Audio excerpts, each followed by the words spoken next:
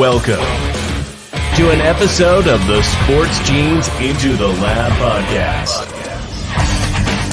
where sports analysts and experts dissect the latest news from the NBA and NFL, giving you a unique view on some of the hottest topics around your favorite teams.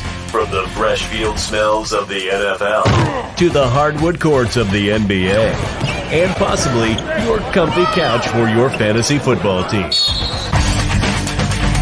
Let's see what kind of news the lab is working with today. Here's your host from the Sports Analytics headquarters in San Antonio, Texas, Ernest Silva.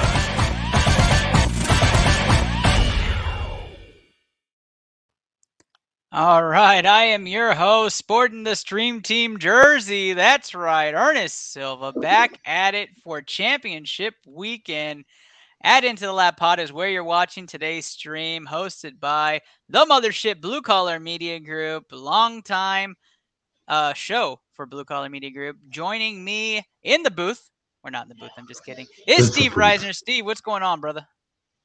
I'm just kind of sitting here wondering why I still don't have one of those Stream Team jerseys. Now you mentioned it. That is true. That is true. We need to get you one. That is kind of funny. That is kind of funny. Angela with the comments. What's up, Angela? It's good to see you. Good to hear from you. Hashtag BCMG. Absolutely, Angela. Most of you haven't checked out some of her content. Reigning Rana is where you'd find her. Fantastic individual. Worked a long time together. Completely support her. Go check her out. Yeah, we have some great stuff tonight, kind of hitting the trifecta. We're going a little basketball, going a little baseball, going a little football, but most importantly, we're getting those picks for you that I hope you get some money this weekend and enjoy some high-quality football. God knows you had a fantastic weekend watching football last weekend. But Steve, before we jump into football, I think it's important to note, on this day 2 years ago, we unfortunately had the sad time of breaking the news on air live, the Kobe Bryant death, the death of Kobe Bryant and his daughter. Talk to me a little bit about, the mama mentality and what it meant to you. Well, I mean, it was awful. I mean, I'm not going to say that I live by the mom mentality or anything, but like anyone who grew up in our era, you had to love Kobe Bryant. I grew up with nothing but reasons to hate Kobe Bryant because Kobe Bryant was on the Lakers. He beat me in the finals.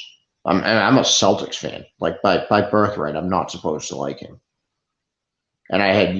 But there was no reason not to. Like you had to respect him. He was just a dude he went out, he balled out, gave it his all every time, won the best ever. It was nothing but a class act. By all accounts, every interview with the guy, he was amazing person. Loved his daughters. Yeah, I mean, it was exactly what you wanted as a person, as an individual, an icon. He treated you as a teammate. You'd hear the stories as a teammate of being an amazing teammate that pushed you to the limit and that would make you really see eye to eye in the game at a different level. And when we saw that breaking news story, we couldn't believe it. Right? We were kind of stunned. Oh yeah. We thought it was a lie. At the time, there was kind of some lies going around. Oh yeah, no. We had to. I remember we had to like fact check it. We're like, can we double check this anywhere? I mean, we're from the era that grew up. If you threw something into a trash can, you had to say Kobe. Right. Like, yeah. Still do. Yeah. Right. That forever always be there. If you haven't heard, they're going to put a statue, and it was kind of a tearjerker when I first saw it. And so, the statue of him and his daughter on the side of the mountain where the plane crash happened. That's awesome. And like that's pretty amazing. It just symbolizes everything, and it goes back to what I believe most think. Right, he's still with her, and they're still enjoying the game. She was a terrific basketball player herself, and so it's just super iconic. So I don't want to stay too gloom and doom, but special shout out to all Lakers fans. Today's for you, Kenny Cotterell, one of the Lakers fans that we always have from the Shoot or Shoot podcast. Competitive Hedge podcast. Competitive Hedge podcast. Sorry. Yeah, just excited to share this day with you and memories of Kobe Bryant. All right, so let's swing it back. Angela says she misses us. We miss you too, Angela. We miss you too. Hopefully you swing back around. You come hear us all the great things. Coach Peanuts saying that bring Rana back is the hashtag. You know what, Angela, it's on the table. You just let us know, and we always have you back on ITL for sure. So let's talk a little baseball though, right? So Steven, put this on the table. Was the Baseball Hall of Fame a swing and a miss, or was it a home run for you? No, it's a swing and a miss. And so all I've been seeing the past few years, because now everyone's trying to rip down David Ortiz. David Ortiz is the only guy who made it. I'm not the biggest baseball guy around. David Ortiz 100% deserves to be in the Baseball Hall of Fame. You can't tell me he doesn't. But so do Barry Bonds, so do Roger Clemens. Like you brought up Sammy Sosa. I mean, Barry Bonds isn't going to be on the ballots anymore. It's fucking stupid. And it's all, I mean, they don't want to put him in because the steroid era was the best era of baseball. It was. It's a part of the history of your game. You have to accept it. Yep. You have to put him in the Hall of Fame. Barry Bonds is the greatest power hitter in the history of the game. He should be in the Hall of Fame. Roger Clemens was a dickhead. He was one of the greatest pitchers in the history of the game. Deserves to be in the Hall of Fame. Even though he is still a guy that broke a bat in half and threw half a broken bat at Mike Piazza, but whatever. He should still be in the Hall of Fame. It's stupid to me that these baseball writers hold grudges against these things.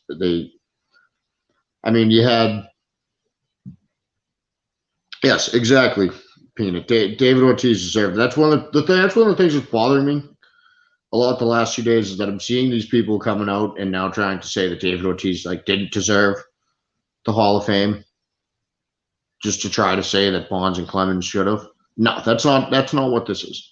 Yeah, the baseball writers suck. David Ortiz definitely deserved to be in the Hall of Fame.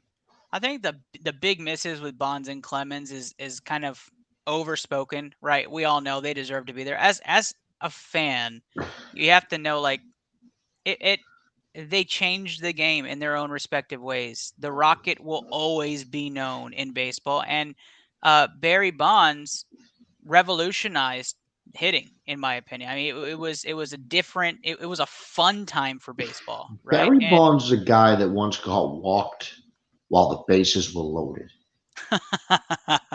Yeah, I completely agree, Coach, with that. Yeah, it was a fantastic moment.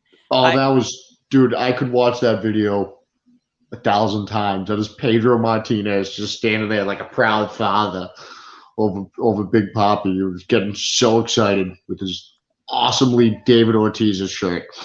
So we're so hung up on the three names at the top that nobody is talking about a man who I'm very surprised to be way down low, because from my childhood, I really remember the Sosa McGwire days of the home run contest, the 70 to 66, and it's Sammy Sosa down here at 18.5%.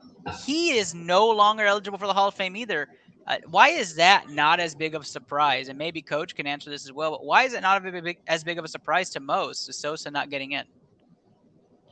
I think because everyone's just caught up, like you said, on the names of the top. Because even look at... Agreed. Yeah, he's right. Agree 100%. Look at some of these names you got around Sosa right there. Again, I'm not one of the biggest baseball guys. Manny Ramirez. Manny Ramirez was one of the best power hitters in the game. Manny Ramirez won a few World Series. He was that 1-2 combination of him and Ortiz back to back in the lineup was a fearful thing. Alex Rodriguez. Good old A-Rod. He may be another 10-year that'll never make it. Cheating apparently just goes a long way. Gary Sheffield. And I'm actually surprised that Gary Sheffield has more percentage of votes than Alex Rodriguez for the Hall of Fame. I'm not knocking Gary Sheffield at all, but I hate Alex Rodriguez. I'm sitting here on a live stream defending the fucking guy. I hate the man. Yeah, no, I and you would know from me, I actually am an A-Rod fan. So it sucks to see that. Well, he yeah, won't he get the signed with respect. the Yankees, dude. I fucking despise him. Yeah, let's not forget he was a Ranger. So, Jeter's boyfriend. I think we can both agree, though, we're both on the side. It is a swing and a miss for the Baseball Hall of Fame. Did not work out for them. Do you think, man? Let me go on a limb here with you. Do you think Andrew Jones or Manny Ramirez will get into the Hall of Fame with these low percentages so far with the Hall of Fame ballots? No. I'm gonna say especially not Manny, because Manny wasn't the most loved by the sports media. Like even here, they didn't like him that much. Like if you notice, there were a couple of Boston guys voted against David Ortiz getting into the Hall of Fame. Those Boston sports writers were the ones voting against Ortiz on the ballot, and they just, there's a few of them that they just don't like David Ortiz because they were some of the very few people in the world that can possibly piss off David Ortiz. And that's what these people admit, that they don't vote for people because they hold grudges. And like Manny's a guy that I don't think they're gonna vote for Manny. Yeah, I guess that makes sense. And because they're also going to do the whole, oh, well, he was just second fiddle to David Ortiz. That is true, but all the Spurs got in, you know. So I mean, that there's trifectas that have gotten in. But when you play for Boston, all your achievements get discredited somehow. I guess that's true. I mean, your best player is Adam Vinatieri. All right, that takes us away from baseball. We're gonna move over to gaming for a moment. That's right. I'd like to see the streamer of the night, but of course, before we do that, guys, that is not a glitch across your screen. That is right. That is our sponsor, Glitch Energy. That's right. That is not a glitch energy. It's Glitch Energy. Glitch with a Y. GlitchEnergy.com. You can go check out any one of their wonderful products. A lot of our streamers, a lot of our shows drinks the product. It's fantastic. It tastes wonderful. 25% off today. Use code BCMG at checkout. GlitchEnergy.com. Keep your shows going. Keep your streamers going. I told you, Steve, before we started, I wanted to check out if any streamers were on tonight. We still happen to have one of our newer streamers on tonight. That's right. Smashly Gaming is live right now. She's doing a Smashly Cash giveaway. So we're going to tune in. We checked out Mama Bear last week. We might go check out Mama Bear before the football picks are. She says she has a new Super Bowl pick since her Buccaneers didn't make it. Let's go check out Smashly Gaming and see what she has going on. Steve, have you seen any of Smashly stuff? No, I have. Okay, so this will be Probably the first time. Say this. Didn't recognize that name. This is your first time checking out Smashly Gaming, so we're gonna have some fun here. I'm gonna turn on her audio. Let's check out what she's got going on with Smashly Cash, and that's on Facebook.com/Smashly Gaming. Let's go check it out. Holla, let's go. So my new t-shirts just came in. I've just been so busy. I haven't been able to go to the post office, but tomorrow, I promise, guys, that stuff's going out to you guys. So Kurt, Queen, Mama Bear, John, all of the people that I owe merch, that is going into the freaking post office tomorrow. I promise. Yeah.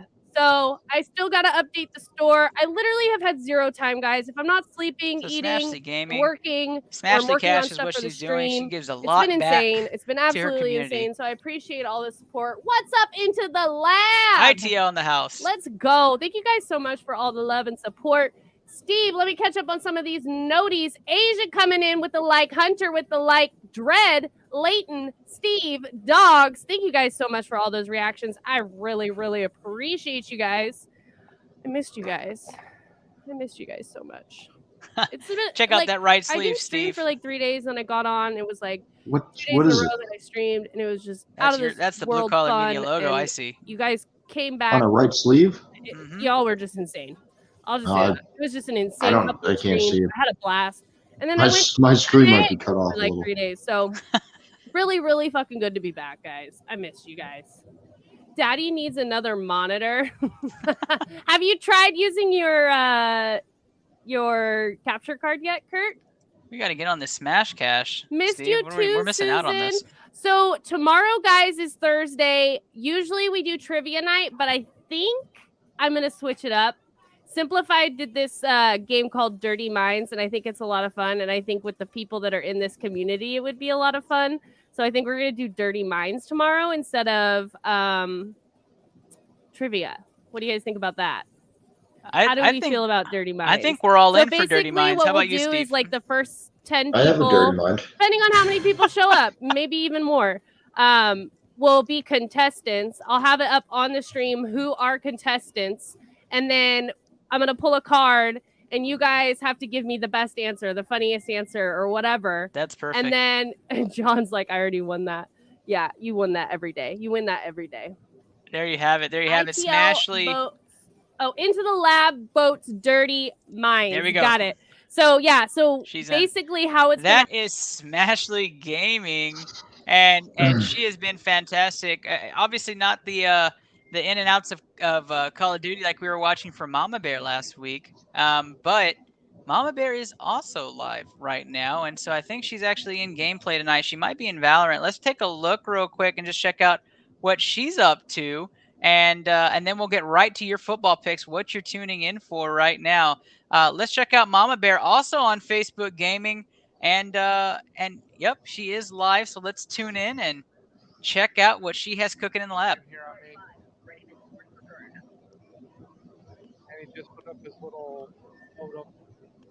I'm over here, Chase. If you want to try and make it this way, you can probably res me. Nobody needs me. Or there's nobody near me, I should say. I didn't know you were down. One's pushing now. I've gotcha. Hey, how about no more dying today?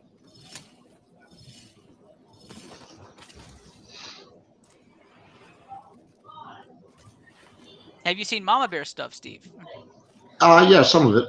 Oh, yeah, she's wonderful. Hey, how about no more dying today? Mama Bear and Smashly Gaming, two of our newest streamers on the stream team, been doing great content. We've been working together for a couple months now. We have some great trying to hide right here so I announcements can coming use up this pretty Phoenix. soon. So stay tuned for that. If you didn't catch Mama Bear's interview last week, she chose the Bucks to win the Super Bowl. That obviously didn't work out. So check out Mama Bear's content on www.facebook.com/MamaBear1920 and catch some dubs on some of these competitions and others other than on ITL. So check out Smashly Gaming tomorrow for the game Dirty Minds and Mama Bear most nights playing Valorant or COD. Yeah, I wanted to tune in there. If you're not familiar with the BCMG stream team, we have a really cool new video featuring all of our streamers. And we'll roll that right now for you. And then we'll go right into football. And you're going to want to stay tuned. We got some picks for you guys. It's going to be fun. And it's going to be new. All right, here we go.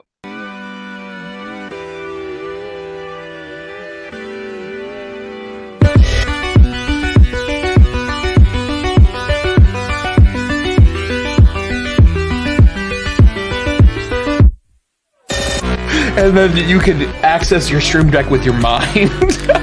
Dim our key lights, bro. Connect to your stream deck via catheter.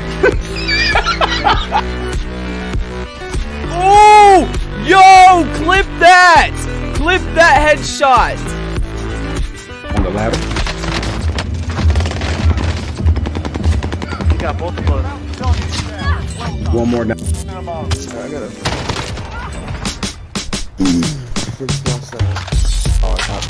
Finish No! No fucking way! Let's go! Yo, that guy in the heli, he was all the way across the map! I think they've shut the door on these people.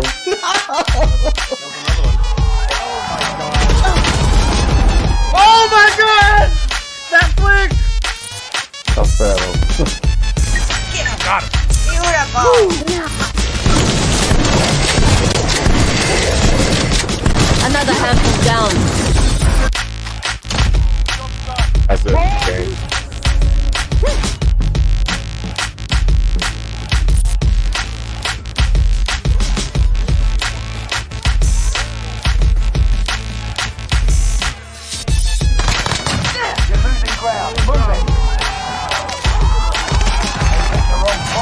See?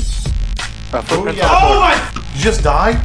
No, someone fucking walked into the room that I was in as I was about to walk out and scared the fuck. You yelled.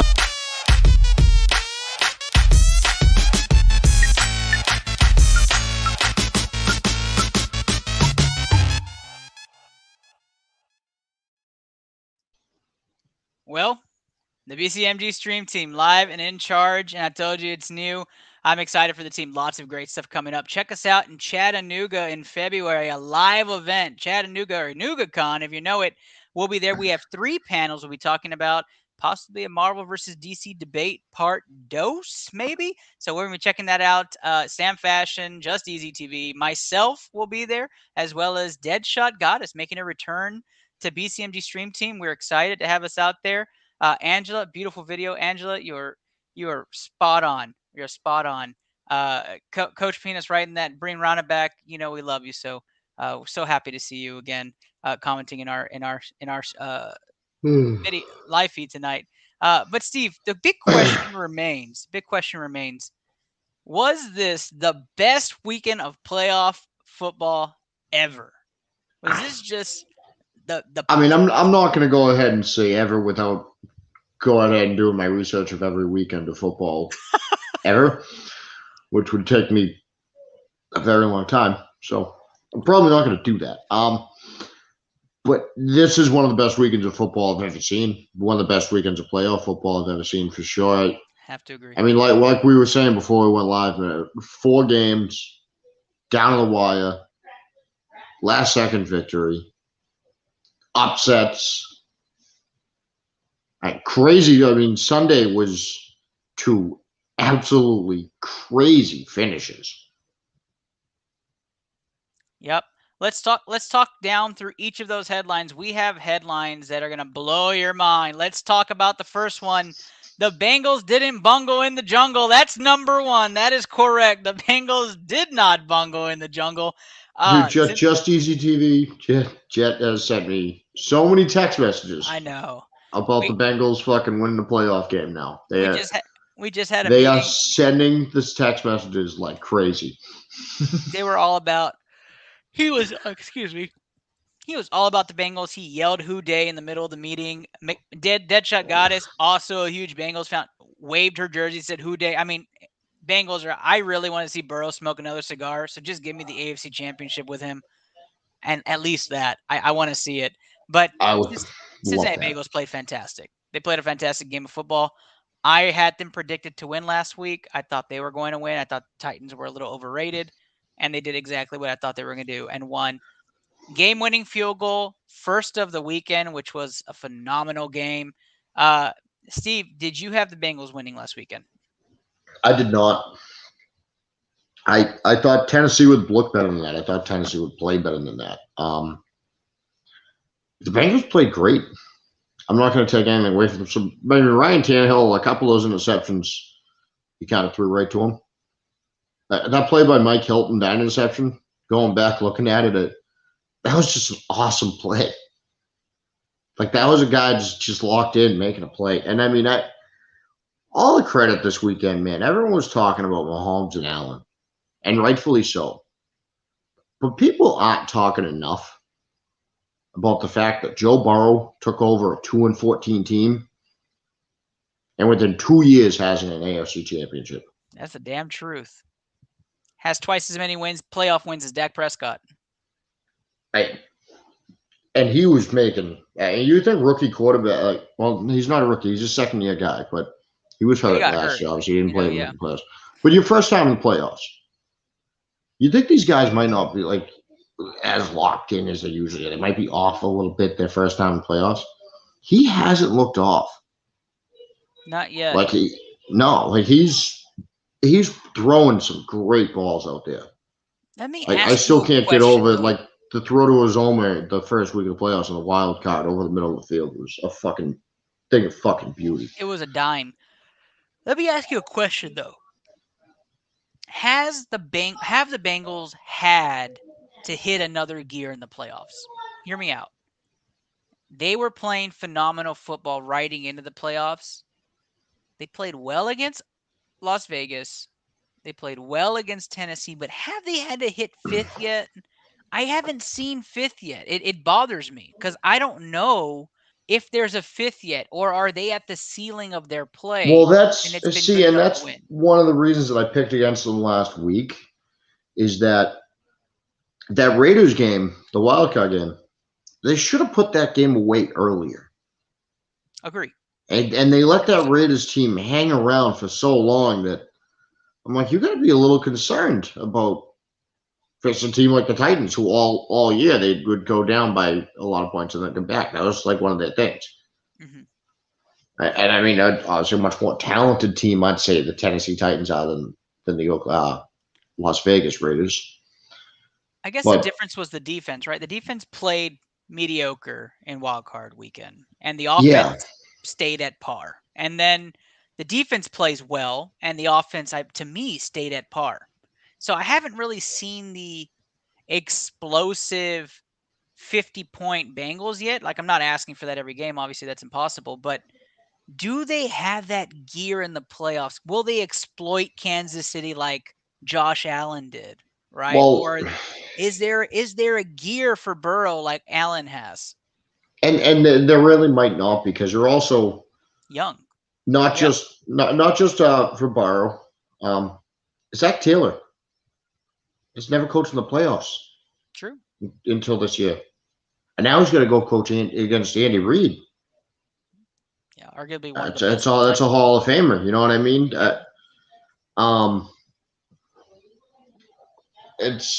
There is a lot, and it's an AFC championship, and they're a young team, and a lot of these guys, they're not going to be used to that spotlight. Joe Burrow, I know he's played in the national championship and won one, but he's still, I mean, it's a different ballgame. It's the AFC championship. This is the NFL. I'll tell you, you're in Arrowhead Stadium, and obviously the Chiefs have a little bit of experience in this game. The dynastic Chiefs, just a little bit. God, sorry, I'm so Steve. sick of hearing that word, dynasty. I will say I am excited for McPherson. That rook has played fantastic football. The kicker for the Bengals. Just the fact that he yelled game before it even left the foot just makes it. The fact that he walked off said to Joe Burrow when he walked out there, it looks like we're going to the AFC Championship. That's a bad motherfucker. That is awesome. Almost as cool as Dicker the kicker, but we're not even going to go there. Let's talk about the next headline, which is Brady got Brady'd. That never happens. Not in the NFL playoffs. Death, taxes. Tom Brady wins in the playoffs, and it didn't happen, right? So it does not happen regularly.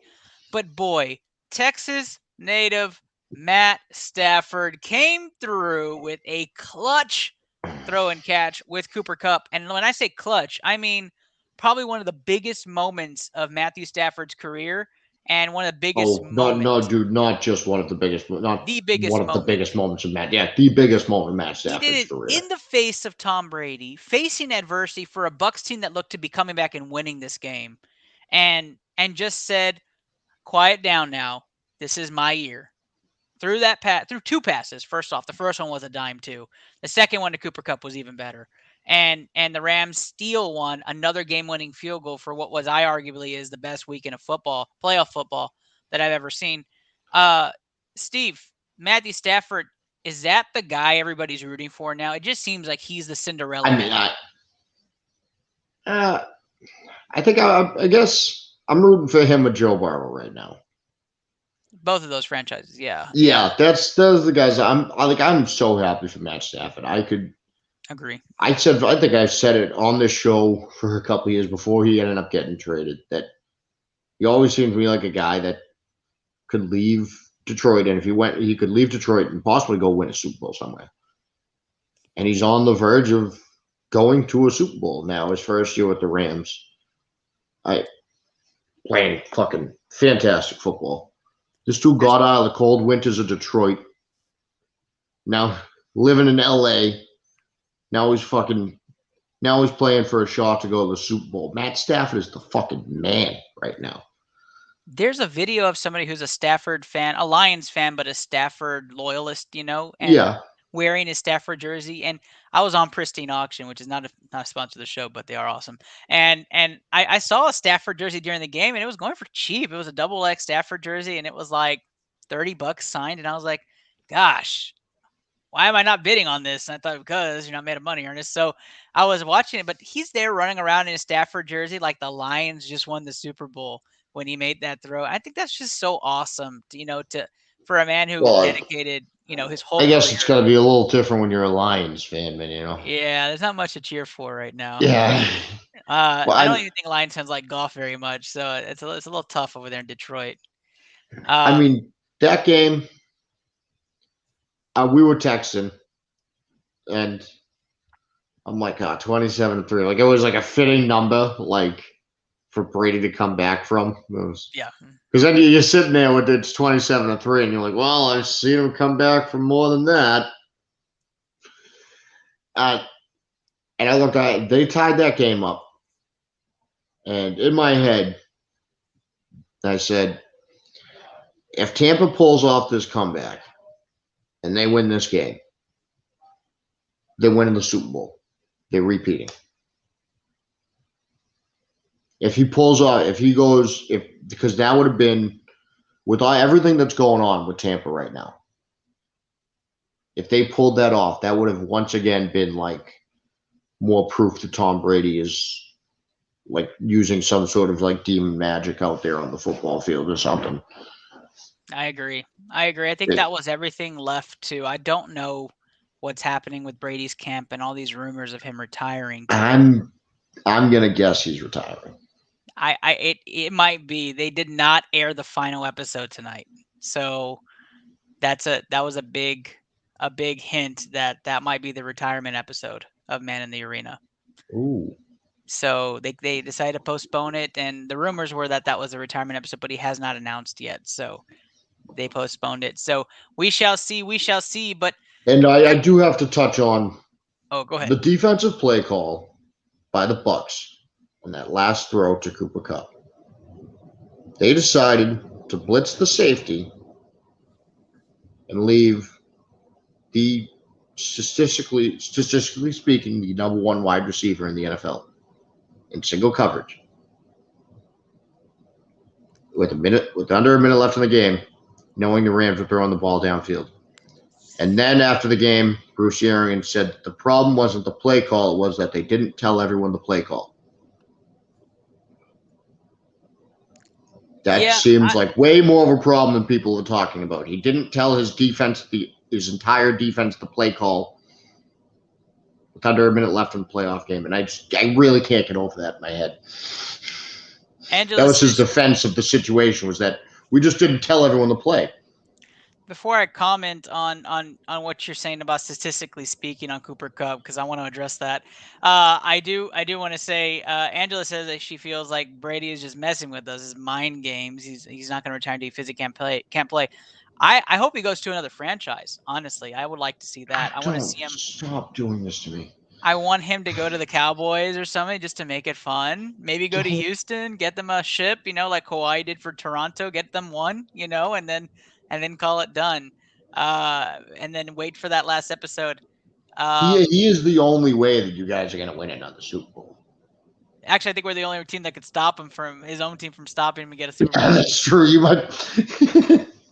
And you're absolutely right. He's going for unbeatable. He basically, I like that, Angela. I'm going to go with you. I'm going to say because he won't stop until he just really is just can't, right? Well, that's one of the things is he has said it's important to him that he goes out on a high note. As much as we all say he's the guy who's going to go, and we do think it. Of course, there's a reason to think that. That is the guy he is. But he said he wants to go on a high note. He doesn't want to have his last few years just be remembered as like the way Ben Roethlisberger's last year is going to be. Yeah, that was terrible. That was excruciating to have to watch that. Let's switch gears. Another headline from this weekend, Saturday night. Was it more like discount double loss? I think it was. Discount double loss happened in Green Bay. Adams and Rodgers probably out the door. Green Bay loses again at home in a playoff game I was in a big Baby Bowl group chat, which we'll be talking about Baby Bowl in just a moment. And the thing was, does Rodgers choke in the playoffs? And Yes. consensus was pretty much yes, except for a couple of diehards. And it's true, right? If you go back through the years, like there have been drives where the ball's in Rodgers' hands and he cannot get it done, or a punt. Of course, unless it's the Cowboys, he throws clutch passes and wins games. Everybody else, he decides he doesn't want to play well. Or the refs are on their team. Either way, we won't get into that. Steve, for me, and I don't want to touch too much on Green Bay because I don't care enough. How do you feel about Aaron Rodgers? Is he a Packer next year? No, I don't think so. Okay. Any idea, any thoughts on where he goes? Denver. Denver. I'm actually on the same boat. I think he goes to Denver. I think both him and Adams go to Denver. I think Jerry Jeudy will actually be a Packer next year. So let's talk a little bit about what's probably the game of the year, and for some, the game of the decade, because they love scoring so much. I know it's a little much for you. I think people loving the offense is a little too much, and fucking starting to forget the defense is a part of football. But a lot of offense. Great game. Hill too fast to catch, and Bills Mafia won't take the OT loss. Change the rules and replay the game is what's been trending across Twitter and Facebook the last few days. But many are calling it the game of the decade, where we had a scoring of almost 30 points in 2.5 minutes. Steve, was it too much Pong action where we were just scoring back and forth, or did you actually enjoy the end of that game? I mean, it was enjoyable. It's certainly enjoyable. I mean, it is at the same time, like, it's as a football fan, as a fan of defense in football, it's a little frustrating. It was. I mean, there was some big gaffes on defense by both those teams in the last 2 minutes. And throughout the whole game, like, both those defenses cut. So the big question look at the stats of both teams. Would you have done a squib kick, or would you have kicked it up the middle to make the ball in play if you're the Bills? I guess hindsight's 20/20, but in that moment, do you believe kicking off and having them field from the 25 with 13 seconds is what you would have done? Yeah, I think I probably would have kicked a squib. I think so too. I think you trust. I mean, it has to be on if you can trust your kicker to do a good squib, though, because you don't want him to fuck up. It's also, like you said, hindsight's 20/20. How good is the kicker at a squib kick? Because these are the things that we don't know from. If the kicker put the ball up the fucking, Chiefs had at the 40 with 10 seconds left, then they'd be ridiculed. Yeah, they're probably scoring. So it's all about landing that squib right. I guess you just got to trust your team, and you gave up 2 big plays, and you just can't do that. Like, oh, my goodness. When I saw and that's my problem with people complaining about the overtime loss. People are saying that the Bills lost the game because Josh Allen didn't have a chance with the ball in overtime. No. The Bills lost the game for 2 reasons. They let us up a touchdown with 13 fucking seconds left. 2, Patrick Mahomes scored a touchdown with 13 fucking seconds left. Yep. Or field goal, whatever. Yeah. But that Mahomes doesn't blink, dude. No. Like, I noticed it in the AFC Championship against the Patriots a few years ago. The kid's got ice. He's got ice in his veins. He just went right down the field in 13 seconds. He doesn't fucking blink. And the Bills, I mean, that's just at the same time, though, for the Bills. Like, you let them go down the field in 13 seconds. The Bills lost this game. And Josh Allen did enough to win the game. The rest of the Bills did not. All you had to do was hold them for 13 seconds. That's exactly right, Coach. And that's, I think, the exact point we're making, right? Don't cry about losing in overtime. You should have won it 3 times over in OT. I mean, in regulation. Emmanuel Acho, I think of course. From ESPN. So he was talking about this. And he goes, the Falcons lost a Super Bowl in 2016 because of these rules. So his reason, he thinks the Falcons lost the Super Bowl to the Patriots because the Patriots got the ball first in overtime. And nothing to do with the fact that with 2 minutes left in the third quarter, they were up 28-3, and the game went into fucking overtime. Yeah. You lost that game because you choked a fucking lead. Not because of the fucking rules. Stop blaming the rules and stop blaming your fucking selves. It's the truth. It's the truth. We're going to leave it on that note. As much as I love to dish on the OT drama, I just think that Bills Mafia, you'll get them next year. Hopefully, you only have quit a your 2-year bitching, window. Bills fans. That's right. All right. We've got our ITL Pick'em segment. You have been waiting. We are here to answer the call. Blue Collar Media's guarantee parlay duo of the week. That is right. Parlay duo of the week. We're excited to talk to you about it. AFC Championship is first, 2 o'clock Central Time on Sunday. For those of you who are in a weird time zone, that's 3 o'clock your time. Chiefs -7 at home. They're giving them a touchdown spread against those Cincinnati Bengals. I will tell you right now, this is not a touchdown spread game. Yeah, no, I don't like 7 there. This is going to be a dogfight of a game, and I guarantee you this will be either on the wrong side of things going into the fourth, and the winner will be who takes the lead, or it'll be very close, and we'll be seeing a field goal to field goal matchup. Steve, I'll let you take the AFC. I'll start the NFC. So who do you have in this game and why? I have to take the Chiefs here. It comes down to experience for me, really. All around the board, obviously the Chiefs have just way more experience. Like we were talking about earlier, the AFC Championship it's different than other playoff games. There's more on the line here. It's not just lose and go home. It's win, you're going. You're winning, you're going to the Super Bowl. Well, it's different. The Chiefs have been there. They've done that. Arrowhead Stadium is one of the few places left, one of the few stadiums left across the NFL that actually has a home field advantage. That is very true. I think the Bengals are good. It's good for them for getting there. I think they're still a step below the Chiefs, and that could be a rule, Peanut. You're right. It might. I think only Ohio wrestlers are allowed in championships. Yep. I'm gonna go ahead and tell you right now, Steve, that the Bengals are going to the Super Bowl, and I'm gonna ride the Joe Burrow train because you said Patrick Mahomes has ice in his veins. Well, I'm gonna tell you right now, Joey Burrow has cigar smoke in his veins, and he has to let that out after the win in the locker room via a cigar outlet. And he will be amazing. You didn't think that line through as much, did you? I didn't. Let me tell you, the Bengals will win this game, guarantee it, and it'll be one of the most memorable games for Cincinnati Bengals fans for another 50 years. And it'll be the only time you win, unfortunately, in this man's career.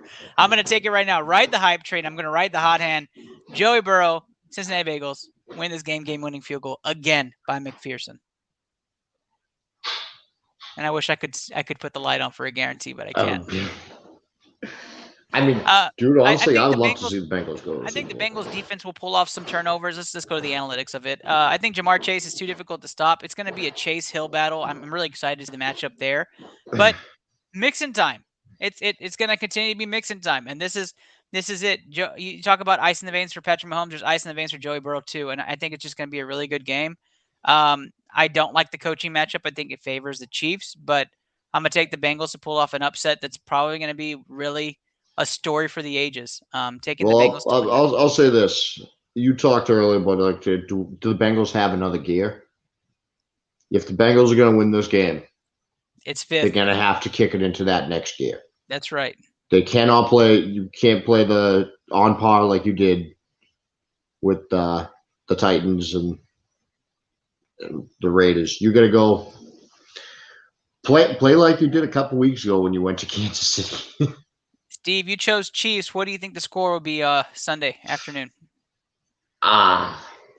Shit. High 20s, low 30s. Maybe 34-28 Chiefs, 34-31. I got 38-35 Bengals, and this guy says they need at least 30-35 to win by field goal. I'm with you. I think the Chiefs will score. I don't think they wouldn't. At least 4 touchdowns, but I think it's going to be close. I do think they win by 3. I'm taking Bengals by 3. They'll hit 38. It's going to be a new A new gear. I've told you guys all year, and I've said it in the beginning of the playoffs. The Bengals have not hit fifth gear yet. There's just something off with it. They will hit it. It's gonna be impressive. I would love it because then maybe we can stop talking about the Chiefs being a dynasty. Of course, you would go there. Let's talk NFC Championship. The afternoon game is one for the ages. Going to Cali.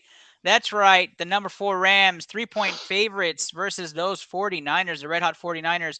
Basically a wash for this game as home field advantage is 3 points. They're basically saying this is a toss-up game. I'm intrigued. I think the Rams have momentum, but boy, the 49ers have been hot this year. I don't know if I've seen at the end of the year, at least. I haven't seen a hotter team going through the playoffs other than the Bengals than the 49ers. So let's go into this game and dissect it a bit. Let me do some analysis. The 49ers are going to have a hobbled Deebo Samuel, which is a worry as he's not going to be 100% for this game. So he's going to get that cortisone shot, and he's going to play through it. Elijah Mitchell has been on another level, and that 49ers defense has been at par with one of the best in the postseason. The Rams, though, Steve, how do you feel about the Rams going into this game? I like the Rams to win this game. I didn't want to pick against the 49ers again because I picked against them twice so far in the playoffs, and Peanut, I'm not going to say they win and cover easy. I'm not going to say anything's going to be easy against this 49ers team anymore. Because I didn't think they could walk in a Lambeau and win that. I didn't think they could beat the Cowboys. I didn't think they could contain them, and they did. They hold in there. And I mean, the thing is, Jimmy Garoppolo's not even playing good. Jimmy Garoppolo he's turning the ball over. Like, he's doing the things that, like, everyone says, like, oh, we can win with Jimmy Garoppolo because he plays safe. He doesn't turn the ball over. No, he's fucking throwing some bad picks. He's not even doing the Jimmy Garoppolo thing. And they're still winning the games. I mean, he hasn't looked bad, though. He hasn't looked terrible. Yeah, he hasn't looked terrible, but like the Los Angeles Rams are a very good team with lots of talent. Just not forget, right? These teams know each other, right? Coaching staffs to players. This is third time's a charm. Another matchup in the playoffs where it's third time's a charm, and these two teams are playing each other for the third time this year. It's going to be a lot of misdirections and trying to play scheme that it is going to be about, throwing the ball down the field and needle and threading it. And so I feel like this is going to be a very interesting game. If the Rams can get momentum in the beginning of the game instead of playing catch up, I think they got a solid chance of pulling this upset off. And I usually ride the hot hand going through. I'd like to see a Niners-Bengals Super Bowl just to see it. But I am going to stay with the Stafford truthers on this one. I'm going to say the Rams win. I do not think it's a cover. Matter of fact, I think this is a push. I think they win by 3. I'm taking the Rams to win against the Niners 31-28 in a game where it's going to be kind of spread in the fourth and the Niners make a small comeback, but not enough. Steve, how do you see this game turning out? Yeah, I think it's going to be hard fought. Every week of the playoffs so far when the 49ers have been playing, we've heard – once the 49ers are a bad matchup for the Cowboys. The 49ers are a bad matchup for the Packers. 49ers are a bad matchup for everyone in the playoffs because of the way the 49ers play. The 49ers control the line of scrimmage on both sides of the ball. And they run these zone, these misdirection, these zone runs, the schemes that they have for running the ball, the zone blocking schemes or whatever. It works, whatever Kyle Shanahan does. And they are hard to stop when they get rolling, even on offense. With that, they won't put up a lot of passing numbers. They will run that ball down your throat. Mm-hmm. The Rams are also a tough matchup for everyone in the NFL because of those exact same reasons. They control the line of scrimmage. They run misdirection, zone blocking, run schemes that work very well. But the difference to me in that is that the Rams also can go and light you up on offense, spreading the ball around. Whereas if you need to keep track of points, the 49ers, they're not going to be able to light the ball up, throwing the ball, light it up through the air like the Rams can. This is a game that could go either way. I think it's going to be close. I got the Rams because I just can't see Jimmy Garoppolo pulling off getting to another Super Bowl. I just can't picture it. I think the talent and the momentum's with Stafford. So yeah, that's exactly what it is. I think the Rams are just too talented. Look at what they did look at how bad they were beating up on Tampa for a while last week. Yeah, I think I would like to see the Rams make it and see what happens there. And besides, Denny Lennon, who is a big favorite on this show, that's his team. We gotta see Denny's team make it. That's the last one of us left. So Rams, it looks like that is a BCMG guarantee. Rams money line is on the board. String it around. Say it out loud. That's right. We don't get Steve Reisner doing it often. BCMG guarantee. Our last but not least segment is brought to you, of course, by wonderful Triple Double Basketball Academy and the Harlingen Basketball Academy. Excited to have you guys on board for the 2022 year, as well as Taquito Express, Best Tacos in Brownsville. I'll be seeing all three of you all this weekend. So very excited to have those meetings. Sponsors of the show, mention BCMG, get 10% off your order at Taquito Express. All right, our Baby Bowl lineup. Guys, we sit pretty right now in 11th place in Baby Bowl. We're almost there, all right? We need a lineup to get us right through to the end. Who do we have this week? Let's share that with you guys. Last week, we rode high. We were in the top 10. We were doing really well. And then the Allen Gabriel Davis game happened, and we dropped to 11th. So let's look at our lineup for this week, and then we'll bid you guys adieu. But our lineup is going to be Patrick Mahomes at quarterback. We had the choices of quarterback this week between Patrick Mahomes, Joe Burrow, Matthew Stafford, and Jimmy Garoppolo. I'm going to go with Patrick Mahomes because I think the Bengals are going to win. Steve, how do you feel about that? Yeah, I'll take Patrick Mahomes. He's going Patrick Mahomes too because I think the Chiefs don't win. I'm also playing Tyreek Hill. So I'm going to play my cards on the Kansas City offense for this week. And I'm also playing my cards on Elijah Mitchell and Juwan Jennings for the same reason on the Niners side. And I want to talk about Juwan Jennings in just a second. Jamar Chase is my Cincinnati pick for this week because I think if we're going to make a shot at the title, we might as well play our aces this week. And Cam Akers being that wild card as well. CJ Uzomah is our tight end. So that's what we're running with for Baby Bowl. From tight end's perspective, I still have Travis Kelce and Tyler Higbee. So I have to ask you, Steve, would you play Higbee over Uzomah or would you play Kelce over Uzomah for this week? I think I'd play Kelce. Would you waste the Kelce card for this week? I guess if we think he's losing, right? Why not? But if they win, you still have it up your sleeve for Super Bowl. Fuck, man, I don't know. I think I'm gonna keep. This is tough. I don't know. I'm going back and forth. When it comes to wide receivers, though, and you have to think about what's out there. I'm playing the top two I have left in Chase and Hill.